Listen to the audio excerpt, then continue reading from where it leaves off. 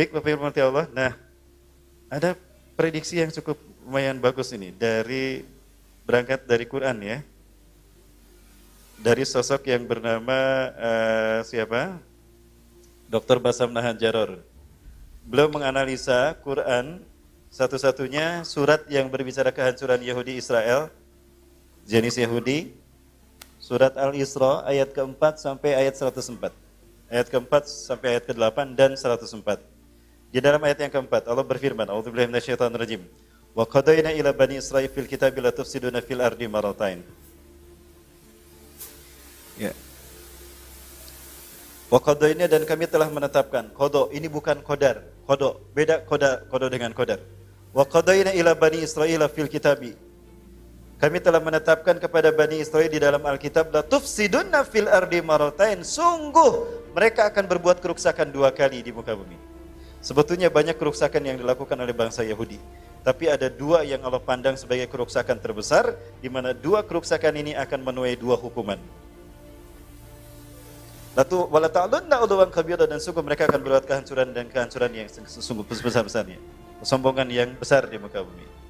Nah, ini ayat yang ke-104-nya. Wa qulna min ba'dihi, dan kami berkata sesudah itu kepada Bani Israil, uskunul ardo, tinggallah di bumi Palestina ini.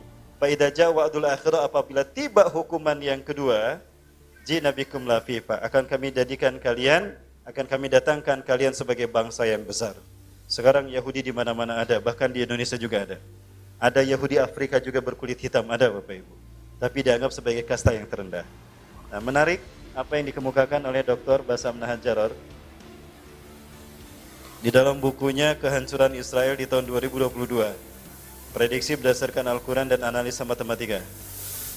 Yang pertama, ketika Israel memproklamirkan berdirinya negara mereka di tanah Muslim Palestina pada tanggal 15 Mei 1948, Bapak Ibu. Pada saat itu, seorang wanita tua Yahudi menangis dan masuk ke rumah penulis Irak yang bernama Muhammad Ahmad Ar-Rasyid. Maka Syekh Ahmad Ar-Rasyid bertanya kepada wanita tua Yahudi, ya jadda limadha tabki? Afala takun liqaumika baladun mundu tawiliz zaman. Ya. Wahai ibu, wahai nenek, kenapa engkau menangis? Bukankah kaum Anda sekarang punya negara di tanah Palestina? Iya. Sesungguhnya berdirinya negara Yahudi ini menjadi sebab mereka akan dihancurkan. Negara ini hanya berumur 76 tahun saja. Ini asumsi pertama yang dibangun oleh Dr. Basam Nahan Jaror tentang prediksi kehancuran Israel. 15 Mei 1948, itu jatuh pada tahun 1367 Hijriah. Kalau ditambah 76 hasilnya berapa? 1443. 1443 Hijriah bertepatan dengan 2022. 2022. Jika benar terjadi dengan izin Allah, 2022 Israel hancur. Berarti berapa tahun lagi Bapak Ibu? Berapa? 3 tahun, 2 tahun. 3 tahun jalan ya? Dari sekarang berarti 3 tahun. 2020, 2021, 2022. 3 tahun ya? Bukankah tadi Rasulullah mengatakan 3 tahun sebelum kemunculan Dajjal akan ada kemarau panjang. Di tahun pertama, sepertiga air dan air hujan tidak akan turun, sepertiga tanaman tidak tumbuh. Tahun kedua, 2/3 air hujan tidak turun setahun dan tanaman tidak tumbuh. Tahun ketiga, tidak ada satu tetes pun air hujan turun dan tidak ada tanaman pun tumbuh. Di tahun inilah Dajjal akan muncul. Ya, sebelum Dajjal muncul, Imam Mahdi duluan muncul.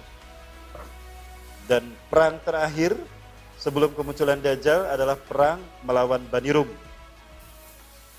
Yang kedua, Al-Quran bercerita tentang janji hukuman Yahudi dunia di surat Al-Isra ayat ke-4 sampai ke-8 dan 104. Nah, subhanallah. Kalau dihitung dari ayat ke-4 sampai ayat 104, itu tersusun atas 1443 kata. Kata maksudnya adalah kalimat dalam bahasa Arab. Ada isim fi'il huruf. Apakah sebuah kebetulan atau isyarat dari Allah kalau memang itu adalah angka kehancuran bangsa Yahudi? Ya, 1443 kata, indikator 1443 Hijriah, berkaitan dengan 2022. Yang ketiga, Pada tahun 1982 Israel dipimpin oleh wanita pertama yang menjadi Perdana Menteri. Dan ini kejam, Menahem Begin. Dia menyerang Libanon dan menginvasi Libanon. Kona diinvasi, diserang, dan dataran tinggi Golan berhasil direbut oleh Israel. Nah, saat itu dia berceramah. Dia berkata, sesungguhnya Israel akan menikmati sesuai dengan nas dalam kitab Taurat tahun-tahun kedamaian mereka hanya 40 tahun saja. 1982 ditambah 40 berapa? 2022. Berkaitan dengan 1443. Dan terakhir, asumsi yang keempat terkait dengan komet Halley. Dalam keyakinan Yahudi, komet Halley ini mengisyaratkan dua hal. Kehancuran satu kaum dan kebangkitan satu kaum. Ya, kehancuran satu kaum dan kebangkitan satu kaum. Tahun 1948, 1367, komet Halley ada pada titik terjauh sehingga bisa dilihat dari bumi. Sementara siklus komet Halley itu 76 tahun saja. Nah, angka 1367,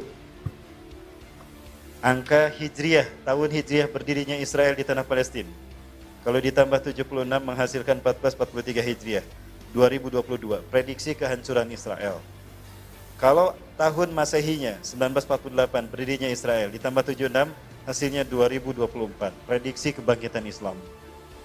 Kalau Islam bangkit berarti Palestina merdeka, betul? Berarti komet Halley yang diyakini Yahudi terlihat saat itu isyarat kehancuran Yahudi dan kebangkitan Palestina. Bismillahirrahmanirrahim. Kembali kita mendapatkan hal yang luar biasa. Nah, ini bagi Israel. Wallahu a'lam bishawab. Apakah memang Israel ini akan hancur di tahun 2022? Wallahu a'lam bishawab.